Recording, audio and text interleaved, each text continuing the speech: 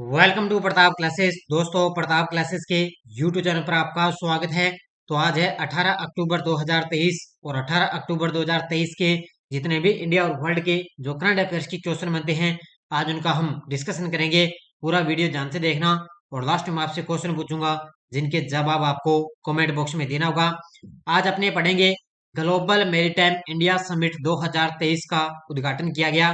छात्र छात्राओं के लिए one nation one student ID की शुरुआत और एस जयशंकर ने रविंद्रनाथ टैगोर की प्रतिमा का अनावरण किया गया।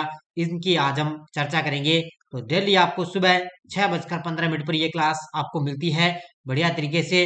और ये क्लास सूचना सहायक यूपीएससी दिल्ली पुलिस का एग्जाम होगा उसके लिए भी आपके लिए क्लासेस भी मिल रही है और ऑनलाइन टेस्ट सीरीज भी चल रही है। राजस्थान पुलिस की टेस्ट सीरीज चल रही है। रेलवे के लिए आपके लिए अभी साइंस की क्लास जो है ऐप में टेस्ट सीरीज स्टार्ट कर दी और सीएटी के लिए भी क्लास आपके लिए रामबाण साबित होगी।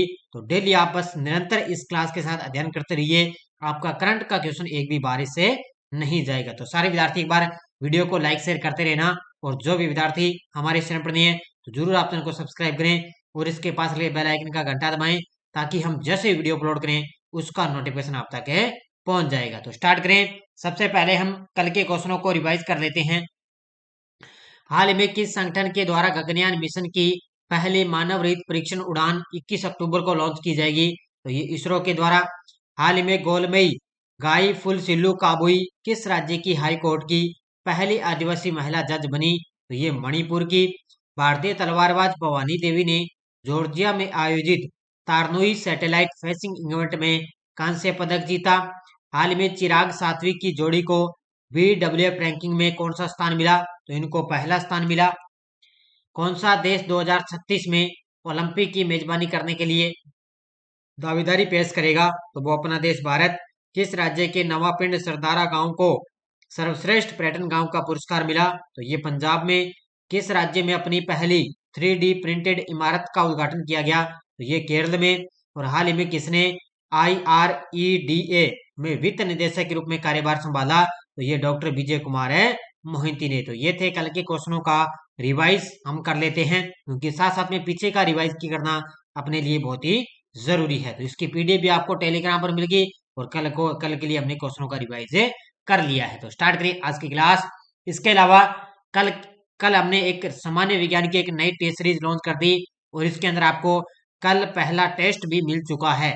तो एक टेस्ट के अंदर आपको रोजाना इसके अंदर 50 क्वेश्चनों का एक टेस्ट मिलेगा और इसमें लगभग 15,000 प्लस प्रीवियस यानी कि ओल्ड क्वेश्चन भी साथ में आपको मिलेंगे। तो इसमें भौतिक विज्ञान और रसायन विज्ञान और जीव विज्ञान तीनों के मिक्स क्वेश्चन आपको मिलेंगे और ये सारे के सारे आईआईएम एग्जाम में आपके लिए क्वेश्चन दिए जाएंगे और लगभग 15,000 क्वेश्चन आपको यहाँ पर मिलने वाले हैं। और कल मैंने 50 क्वेश्चन में एक टेस्ट सीरीज आपके लिए डाल दी है। तो ये बढ़िया तरीके से आप अध्ययन जरूर ज्वाइन कर लें क्योंकि आपको पता है सामान्य विज्ञान एक तो राजस्थान पुलिस में आती है, दिल्ली पुलिस में भी आएगी और इसके अलावा आपको पता है कोई भी एग्जाम देख लो जैसे फर्स्ट ग्रेड है, आगे कोई भी एग्जाम होगा तो उसमें लगभग आपके लिए साइंस से जो है क्वेश्चन पूछे जाते हैं। तो ये 149 रुपए के हमने कल आपके लिए हमने सामान्य विज्ञान की टेस्ट सीरीज लॉन्च की। वीडियो के डिस्क्रिप्शन में ऐप का लिंक है, आप प्रताप क्लासेज ऐप में जाओगे ना तो वहां पे आपके लिए टेस्ट सीरीज ज्वाइन की गई है और हम पूरी कोशिश करेंगे जैसे आपको एक टेस्ट यहाँ पर दे दिया गया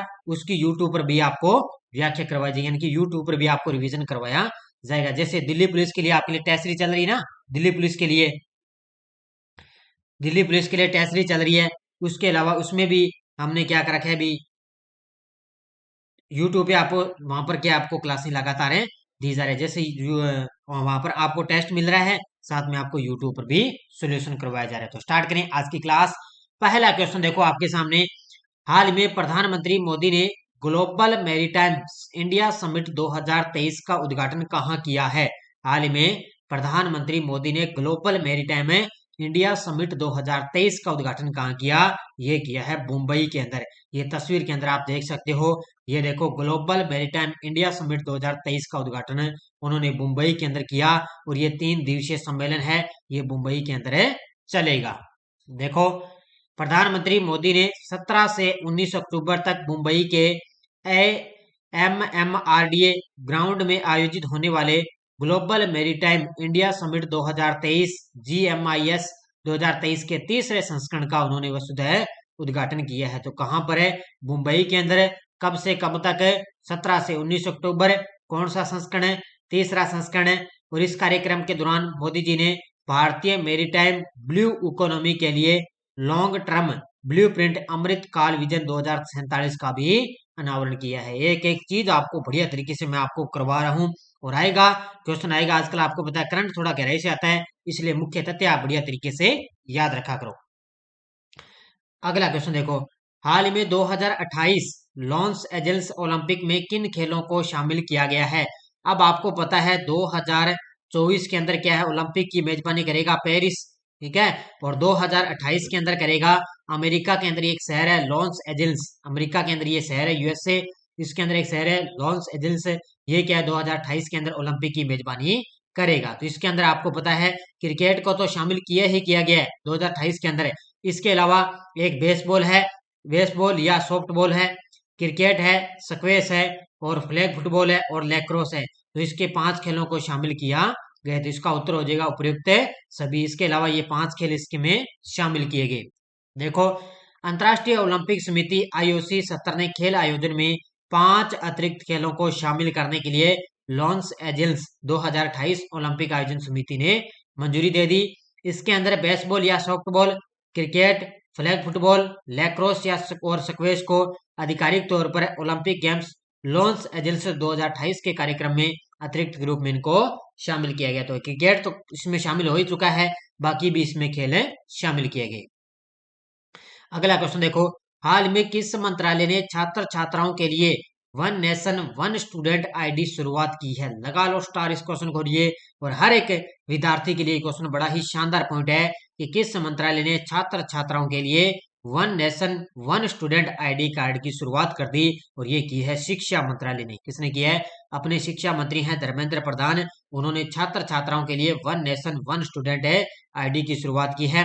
वन नेशन वन आईडी का मतलब जैसे अपने आधार कार्ड होता है, वैसे ये आईडी बनेगी। इसमें भी 12 अंक होंगे, और 12 अंक में मतलब ये प्राइमरी से लेकर जितने भी कॉलेज अपने पढ़ते हैं, कॉलेज में पढ़ते हैं, आगे बीएड डिग्री लेते हैं ना, वहां तब क्या है अगले बड़ी बड़ी यूनिवर्सिटी में लिए वहां तक ये काम आएगी आईडी है। क्योंकि अपने कोई भी इसमें आधार कार्ड में अपने देखते हैं ना, सारा डाटा अपने निकाल लेते हैं, इसी तरह अपने ये शिक्षा के अंदर भी सारा डाटा इसमें चेक कर सकते हैं। देखो, शिक्षा मंत्रालय और भारत सरकार ने एपीएआर, अब इसका अपार है यानी का इसको बोलते हैं अपार एपीआर आईडी की शुरुआत की है, जिसे one nation one student ID card के रूप में जाना जाता है। इसे automated permanent academic account registry यानी कि अपार कहा जाएगा। ये नाम आपको याद रखना है, automated permanent academic account registry. ये एक रजिस्ट्री होगा, रजिस्ट्रेशन करना पड़ेगा, जिसको अपार कहा जाएगा। इसमें अभूतपूर्व कार्यक्रम का उद्देश्य है कि छात्रों के लिए डिग्री, छात्रवृत्ति, पुरस्कार और अन्य क्रेडिट सहित शैक्षणिक डेटा को डिजिटल रूप में केंद्रित करना, यानी कि ऑनलाइन, जैसे उसके पास कौन सी डिग्री है, कितनी छात्रवृत्ति किस किस की मिल रही है, कौन सा पुरस्कार मिला, अन्य भी जो शैक्षणिक डेटा है वो आपको इसके अंदर दिए जाएंगे। आधार कार्ड की तरह ये 12 अंकों का एक कार्ड बनेगा। अगला क्वेश्चन है, हाल ही में विदेश मंत्री एस जयशंकर ने किस देश में रविंद्रनाथ टैगोर की प्रतिमा का अनावरण किया है? हाल ही में विदेश मंत्री कौन? अपने डॉक्टर एस जयशंकर, उन्होंने किस देश के अंदर रविंद्रनाथ टैगोर की प्रतिमा का अनावरण किया? ये किया है वियतनाम के अंदर। कहां पर किया है? वियतनाम के अंदर। ये तस्वीर के अंदर आप देख सकते हो, ये देखो हमारे विदेश मंत्री हैं डॉक्टर एस जयशंकर, और उन्होंने वियतनाम के अंदर रविंद्रनाथ टैगोर की प्रतिमा का अनावरण किया है। देखो मुख्य तथ्य, विदेश मंत्री डॉक्टर एस जयशंकर ने वियतनाम के बाक निन में रविंद्रनाथ टैगोर की प्रतिमा का अनावरण किया। रविंद्रनाथ टैगोर की कृतियों को वियतनाम में व्यापक रूप से मान्यता प्राप्त है और पूरे देश में पढ़ा और सराहा जाता है। यानी कि वियतनाम में क्या है, जो रविंद्रनाथ टैगोर की कृतियां ना वो वहां पर पढ़ी जाती है, उनको सराहा जाता है। यहाँ तक कि वियतनामी पाठ्य पुस्तकों में भी रविंद्रनाथ टैगोर की कृतियों को शामिल किया गया, तब उन्होंने वहां पर उसकी प्रतिमा का अनावरण किया। अगला क्वेश्चन है, हाल ही में किसने 15 अक्टूबर 2023 को माडी नाम से एक नए गरबा सॉन्ग को जारी किया है? तो ये तस्वीर के अंदर आप देख सकते हो, हमारे देश के प्रधानमंत्री मोदी जी के द्वारा 15 अक्टूबर 2023 को माडी नाम से एक नए गरबा सॉन्ग को उन्होंने जारी किया है। तो गरबा सॉन्ग आप तस्वीर के अंदर देखो, ये देखो कुछ जो है महिलाएं हैं गरबा सॉन्ग कर रही है, उसमें उन्होंने एक गरबा सॉन्ग रिलीज किया जिसका नाम है माडी। कब है? 15 अक्टूबर 2023 को। किसने? हमारे देश के प्रधानमंत्री मोदी जी ने। देखो, प्रधानमंत्री नरेंद्र मोदी ने गत 15 अक्टूबर 2023 को माडी नाम से एक नए गरबा सॉन्ग को जारी किया। इस नवरात्रि के पहले दिन प्रधानमंत्री मोदी के लिखे गए नए गरबा सॉन्ग को माडी को रिलीज कर दिया। उनका एक नया गरबा सॉन्ग है जिसको नाम है माडी, इसको रिलीज कर दिया। इस गाने को ध्वनि भानुशाली ने अपनी आवाज दी, वहीं तनिष्क बागची ने इसका म्यूजिक कंपोज किया है। तो ये रिलेटेड आपसे पूछा जा सकता है इस गाने को ध्वनि किसने दी? तो भानुशाली ने इसको आवाज दी है। नेक्स्ट है भारत के रौनक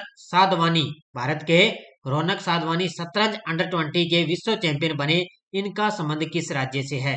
तो भारत के ये तस्वीर के अंदर आप देख सकते हो, भारत के ये 17 वर्षीय रौनक साधवानी है, ये शतरंज अंडर 20 विश्व चैंपियन बन गए। इनका संबंध है कर्नाटक, ये महाराष्ट्र राज्य से। किस राज्य से है? महाराष्ट्र राज्य से इनका संबंध है। देखो मुख्य देते हैं, ये भारत के ग्रैंड मास्टर 17 वर्षीय रौनक साधवानी इटली में दमदार प्रदर्शन करते हुए अंडर 20 विश्व जूनियर रैपिड शतरंज चैंपियन बन गए। ये महाराष्ट्र के नागपुर के रौनक ने 11वें राउंड में 8.5 अंक के साथ विजेता ट्रॉफी अपने नाम की और उन्होंने अंतिम राउंड में जर्मनी के टोबियास कोयले को हराकर विजेता बन चुके हैं। तो ये उन्होंने जर्मनी के टोबियास कोयले को हराकर ये विजेता बन गए। कौन है? अंडर 20 विश्व चैंपियन के कौन है? 17 वर्षीय रौनक साधवानी। अगला क्वेश्चन, हाल में क्रिस्टोफर लक्सन किस देश के नए प्रधानमंत्री चुने गए हैं? हाल ही में किस क्रिस्टोफर लक्सन ये किस देश के नए प्रधानमंत्री चुने गए? ये बन चुके हैं न्यूजीलैंड के। ये तस्वीर के अंदर आप देख सकते हो, ये न्यूजीलैंड के नए प्रधानमंत्री बन गए क्रिस्टोफर लक्सन। देखो, क्रिस्टोफर लक्सन को न्यूजीलैंड का नया प्रधानमंत्री चुना गया। ये वर्तमान प्रधानमंत्री क्रिफ हिप्किंस का स्थान लेंगे और लक्सन न्यूजीलैंड के 42वें प्रधानमंत्री माने जाएंगे। तो याद रखना, लक्सन है ये न्यूजीलैंड के 42वें प्रधानमंत्री बनेगी। नेक्स्ट है, फिनलैंड के पूर्व राष्ट्रपति मार्टी अहतिसारी का निधन हो चुका है। इनको शांति का नोबेल पुरस्कार कब मिला था? दगालो स्टार, क्योंकि शांति का नोबेल पुरस्कार मिला है तो एग्जाम के अंदर बड़ा ही शानदार पॉइंट है। तो फिनलैंड के पूर्व राष्ट्रपति थे मार्टी अहतिसारी, इनका निधन हो गया और उनको शांति का नोबेल पुरस्कार मिला 2008 के अंदर। कब मिला था? 2008 के अंदर इनको शांति का नोबेल पुरस्कार मिला था। देखो, ये अंतर्राष्ट्रीय संघर्षों को सुलझाने में योगदान के लिए 2008 में नोबेल शांति पुरस्कार से सम्मानित फिनलैंड के पूर्व राष्ट्रपति व नोबेल विजेता मार्टी अहतिसारी का 16 अक्टूबर 2023 को इनका निधन हो गया। अहतिसारी 6 साल यानी 1994 से 2000 तक फिनलैंड के राष्ट्रपति रहे थे। तो ये 1994 से लेकर 2000 तक है फिनलैंड के राष्ट्रपति रहे और 2008 के अंदर इनको शांति का नोबेल पुरस्कार मिला था और हाल ही में इनका निधन हो चुका है। अगला क्वेश्चन है, हाल में इसरो और विज्ञान भारती ने स्पेस ऑन व्हील्स कार्यक्रम किस राज्य में प्रारंभ किया है? हाल ही में इसरो और विज्ञान भारती ने स्पेस ऑन व्हील्स कार्यक्रम किस राज्य में प्रारंभ किया? ये किया है अरुणाचल प्रदेश के अंदर। किसने? अरुणाचल प्रदेश के अंदर। ये तस्वीर के अंदर आप देखते हो, ये देख सकते हो, ये बस है ना, इस बस के अंदर क्या है देखो, स्पेस ऑन व्हील्स, यानी कि इस बस के अंदर जो छात्राएं होंगी ना, उसमें क्या है इसरो के द्वारा उनको छोटे छोटे उपग्रह संचार जितने भी प्रौद्योगिकी से संबंधित ना, वहां पर इसमें मॉड्यूल दिखाया जाएगा। तो इसलिए विज्ञान भारती ने स्पेस ऑन व्हील्स कार्यक्रम की शुरुआत की। कहां पर है? अरुणाचल प्रदेश में। देखो, ईटानगर अरुणाचल प्रदेश की राजधानी है ईटानगर। 10 अक्टूबर को स्पेस ऑन व्हील्स कार्यक्रम भारतीय अंतरिक्ष अनुसंधान संगठन इसरो और विज्ञान भारती VIEBHA की एक मोबाइल प्रदर्शनी अरुणाचल प्रदेश के पूर्वी सियांग जिले के पासीघाट के जवाहरलाल नेहरू कॉलेज में इसको स्टार्ट किया गया। एक बस के अंदर इसरो लॉन्च वाहनों, उपग्रहों और संचार प्रणालियों के परिष्कृत मॉडल है वो पेश करेगा। तो एक बस है, मैंने तस्वीर के अंदर आपको दिखाई, उसके अंदर क्या है इसरो क्या है एक मॉडल संचार उपग्रह को इसके अंदर पेश करेगा। अगला क्वेश्चन, केंद्रीय विद्युत प्राधिकरण ने अपना 50वां स्थापना दिवस कब मनाया है? केंद्रीय विद्युत प्राधिकरण ने अपना 50वां स्थापना दिवस कब बनाया? तो ये बनाया है 15 अक्टूबर को। कब है? 15 अक्टूबर को। देखो मुख्य तथ्य, केंद्रीय विद्युत प्राधिकरण भारत सरकार के विद्युत मंत्रालय के तहत संगठन है जो सरकार और बिजली क्षेत्र अन्य सभी हितधारकों को तकनीकी और नीतिगत सहायता प्रदान करना, और इसने 15 अक्टूबर 2023 को अपना 50वां स्थापना दिवस है बनाया है। बाकी आपको ज्यादा पढ़ने की जरूरत नहीं, इतना आपको याद रखना है। अब अगला क्वेश्चन, हाल में किस राज्य के काजू को जीआई टैग मिला है? ये आपके लिए बड़ा ही शानदार पॉइंट है, क्योंकि सुबह सुबह जब आप करंट की ये मेरी क्लास देखते हो तब आप सुबह साथ में काजू और बादाम लेकर बैठा करो, क्योंकि जब आपको पता है मेरी 15 मिनट की क्लास खत्म होगी तब आप साथ साथ में काजू और बादाम है खाया करो, क्योंकि ये आपके लिए क्या है, अपने जो दिमाग का माइंड है ना, इसके लिए बहुत ही जरूरी है। तो ये आप सुबह सुबह काजू और बादाम खाया करो, क्योंकि साथ साथ में आपको जो करंट में आपको करवा रहा हूँ ना, वो साथ साथ में अपने आप ही दिमाग में सेट हो जाएगा। तो बढ़िया तरीके से आप 15 मिनट की क्लास आती है, 15 मिनट में आप बस थोड़े थोड़े काजू और बादाम है रोज खाया करो, आपके लिए बहुत ही फायदेमंद होते हैं ये।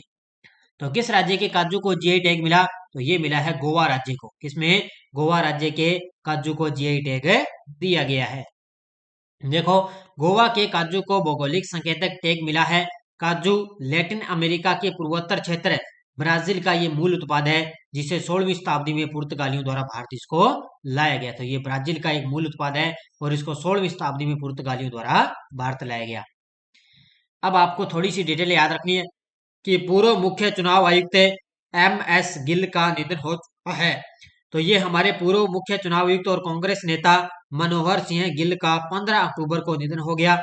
पद्म विभूषण से सम्मानित गिल ने साउथ दिल्ली के साकेत स्थित मैक्स अस्पताल में उन्होंने अंतिम सांस ली, और उन्होंने 1996 से 2001 तक भारत के मुख्य चुनाव आयुक्त के रूप में कार्य किया था। 1996 से लेकर 2001 तक उन्होंने भारत के मुख्य चुनाव आयुक्त रहे, और साल 2000 में पद्म विभूषण से इनको सम्मानित किया गया था। कब मिला?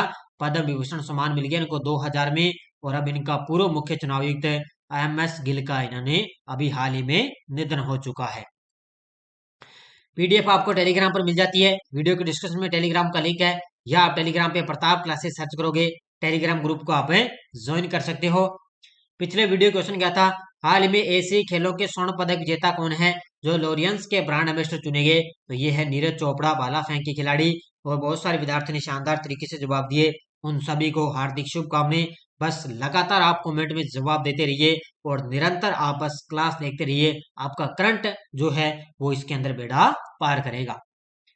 अब देखो क्वेश्चन फॉर यू आपके लिए, 54वें अंतर्राष्ट्रीय फिल्म महोत्सव में सत्यजीत रे excellence in film life time achievement award किसे सम्मानित किया गया? तो पुनीत राजकुमार, राजपाल यादव, जय खन्ना, माइकल डगलस। इसका जवाब आपको कमेंट बॉक्स में देना है, और साथ में मुझे ये भी बताओगे कि 54वें अंतर्राष्ट्रीय फिल्म महोत्सव का आयोजन है किस राज्य के अंदर किया जाएगा? ये भी आप मुझे कमेंट में जरूर बताओगे, ताकि आपको साथ साथ में पीछे का करंट भी आपको याद होता रहेगा। ये थी आज की अपनी बढ़िया तरीके से क्लास। बाकी अपने ऑनलाइन टेस्ट सीरीज दी जा रही है, पूरे साल वाली इंडिया वर्ल्ड की करंट अफेयर्स की टेस्ट सीरीज चल रही है, और कल परसों आपको जो मैंने संडे वाले दिन क्लास दी थी ना, उसका टेस्ट भी आपको ऐप के अंदर मिल चुका है। बढ़िया तरीके से आप निरंतर बस अध्ययन करते रहिए, और ये टेस्ट सीरीज तो आपको लगातार मिलती रहेगी। तो बस आप निरंतर अध्ययन करते रहिए। सारे विद्यार्थी एक बार वीडियो को जाते जाते लाइक शेयर करते रहना भाई, और बस आप निरंतर बढ़िया तरीके से अध्ययन करते रहना। धन्यवाद। जय हिंद, जय भारत।